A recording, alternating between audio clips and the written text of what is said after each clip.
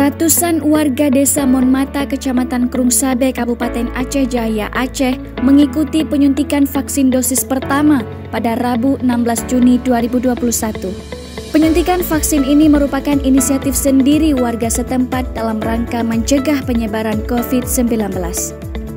Kegiatan vaksinasi ini dipusatkan di posko PPKM Desa Monmata. Para warga terlihat memenuhi tempat vaksinasi berlangsung yang digelar secara gratis oleh Puskesmas Kecamatan Krungsabe dengan menerapkan protokol kesehatan.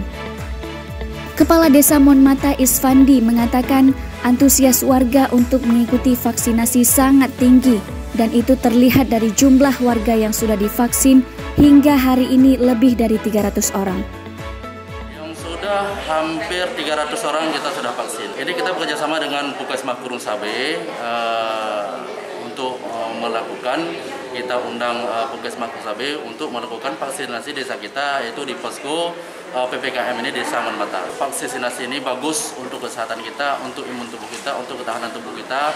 Kita hanya menjelaskan itu kepada masyarakat. Alhamdulillah antusias masyarakat dalam melaksanakan vaksin ini cukup sangat luar biasa. Ia berharap semua warga di desanya bisa mengikuti penyuntikan vaksin karena vaksin ini dapat memicu sistem imunitas tubuh dan juga untuk melawan COVID-19. Supriyadi, Aceh Jaya, Aceh.